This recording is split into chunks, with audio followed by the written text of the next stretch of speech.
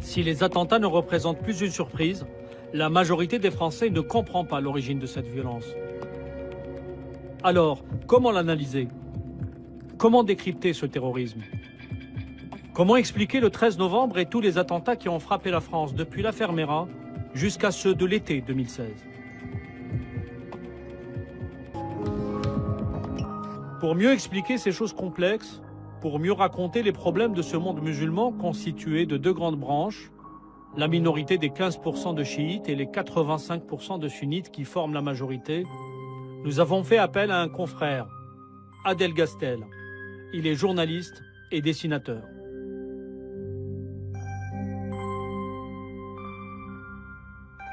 Lui aussi connaît parfaitement le monde arabe et lui aussi travaille sur le terrorisme islamiste. À travers son dessin, nous voulions comprendre comment s'est propagée cette culture du djihad. On est en 1926, 2 ans après la chute du califat ottoman.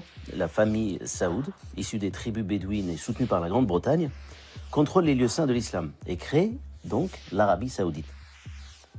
Cette monarchie fonde sa légitimité sur une doctrine religieuse ultra rigoriste qui s'appelle le wahhabisme. Pour concrétiser cette doctrine, ils veulent revenir à un prétendu islam des origines appelé le salafisme, qui doit être imposé selon eux, y compris par la force. Cette alliance entre le sabre et la religion, qui apparaît d'ailleurs dans le drapeau saoudien, c'est cela la culture du djihad. Alors, en haut, la profession de foi des musulmans, et en bas, l'épée, qui incarne la puissance et la guerre.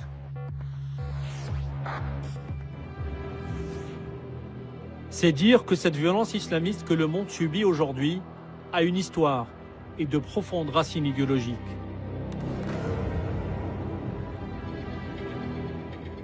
La doctrine des Saoudiens s'est diffusée progressivement depuis près d'un siècle.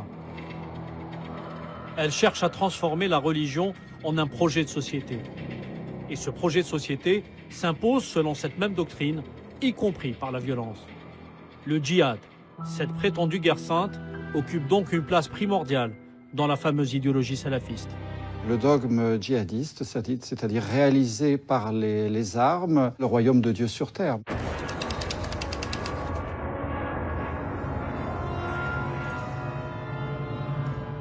Réaliser un État islamique selon ce qu'ils estiment être le modèle éternel, inévitable de l'État islamique, à savoir le califat.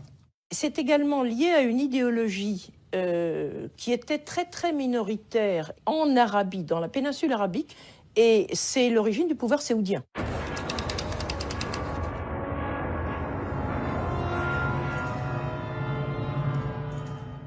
Je pense que la racine de la violence de Daesh, elle est wahhabite. Cette pensée wahhabite, les Saoudiens l'exportent sans complexe, tout en gardant des relations privilégiées avec l'Occident, dont la France, évidemment. Ce double discours, la France, comme les autres pays occidentaux, semble s'en accommoder. Car la puissance économique de la monarchie lui permet d'un côté de fréquenter les plus grandes démocraties et d'un autre de soutenir certains idéologues extrémistes. Le djihad, le combat, la mort, le martyr, autant de mots guerriers et belliqueux qui structurent la pensée salafiste. Une idéologie de la violence que la monarchie entretient pour contrôler sa société et le monde musulman. Certains, à tort, réduisent le salafisme à un simple phénomène sectaire. Le terrorisme cible aussi la monarchie et les lieux saints de l'islam. Pourtant, dans ce pays, les mosquées continuent de flirter avec les fanatiques et d'offrir une tribune aux idéologues du djihad. Nous sommes en juin 2015, dans l'enceinte même de la Mecque, la mosquée Al-Haram al-Makki, au cœur du monde musulman. Ce lieu, d'un point de vue religieux, est la voix du royaume. L'imam est nommé par le pouvoir. Pourtant, ce jour-là, il appelle clairement à la destruction des chiites, des juifs et des chrétiens. نسألك اللهم عزا ونصرا وتمكينا لإخواننا المجاهدين في اليمن وفي الشام وفي العراق. اللهم انصرهم على الرافضة الملحدين، وانصرهم على اليهود الخائنين وعلى النصارى الحاقدين. اللهم. Ce genre d'invocation est le cœur même de la doctrine salafiste. Les idéologues de Daesh sont les purs produits de cette pensée ouvertement hostile aux valeurs universelles comme aux autres courants de l'islam. Ce rejet de la différence réelle ou supposée vise surtout le monde musulman. Cette déshumanisation de tous ceux qui ne sont pas salafistes est à l'origine de mutilations, d'exécutions sommaires, de massacres et même de tueries de masse dans de nombreux pays. Ce phénomène qui paraissait lointain finit par toucher l'Occident. Ça vient de loin. C'est parce que les États-Unis d'Amérique ont considéré, à la fin des années 70, qu'il fallait porter un coup fatal à l'URSS, qui était présente notamment en Afghanistan.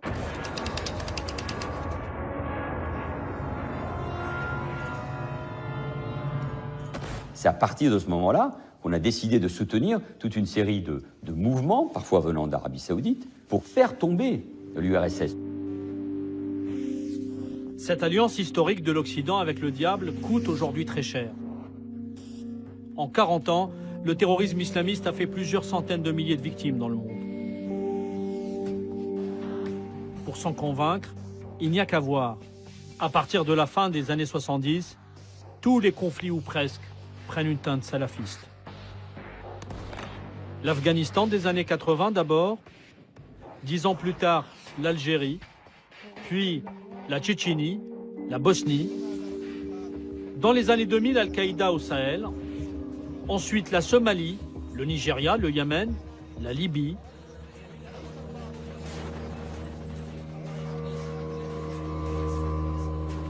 Enfin l'Irak, la Syrie et bien d'autres depuis l'émergence de Daesh.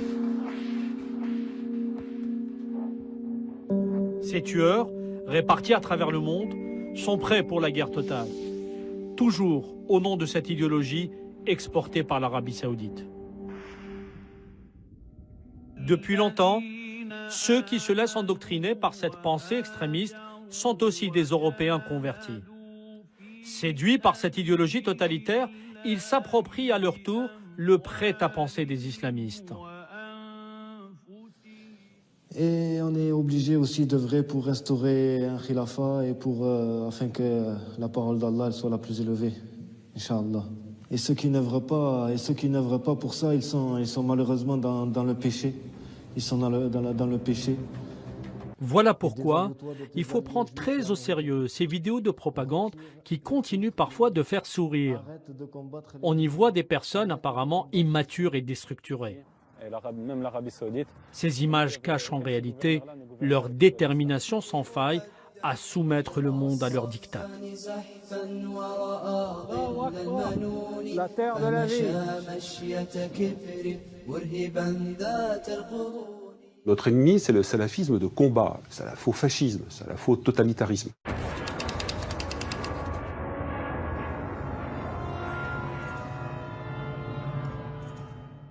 Il ressemble parfaitement au grand fondamentalisme du XXe siècle, nazisme, fascisme, maoïsme, qui fonctionnent tous sur le même trend, la même tendance. Soit tu me ressembles, soit je te tue. Cette logique nihiliste est véhiculée par des vidéos qui pullulent sur Internet. Allahu Akbar.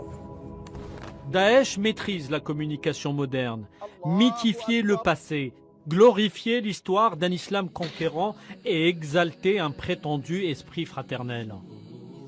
C'est la vitrine officielle de ce groupe terroriste à l'histoire bien sinueuse. Pour comprendre l'origine de Daesh, il faut remonter à la guerre américaine en Irak en 2003. Le véritable père fondateur de ce groupe terroriste est un Jordanien, connu sous le nom d'Abu Mus'ab al-Zarqawi. Il crée d'abord le groupe Tawhid wal Jihad. Très vite, il fait allégeance à Al-Qaïda et devient son représentant en Irak. Il est tué en 2006 lors d'une attaque américaine. Les djihadistes en Irak se réorganisent. Abu Omar el-Baghdadi dirige alors l'organisation qui devient État islamique en Irak. Il est tué à son tour en 2010. Et là, c'est le fameux Abu Bakr el-Baghdadi qui lui succède et devient le chef de l'État islamique en Irak et au Levant. Au lendemain de sa création, le groupe État islamique, également appelé Daesh par les médias, se lance dans une guerre, d'abord régionale, ensuite planétaire. Cette organisation extrémiste tente de légitimer le terrorisme en instrumentalisant la religion. Pour cela, elle déshumanise ses ennemis et fait la promotion de son projet de société qui attire de plus en plus de monde. Près de 2000 Français se rendent dans la région avec l'idée de constituer un nouvel État et de prendre part à ce qu'ils appellent la guerre sainte. Des hommes, des femmes, des familles entières, des personnes âgées, avec parfois de très jeunes enfants, rejoignent l'organisation terroriste.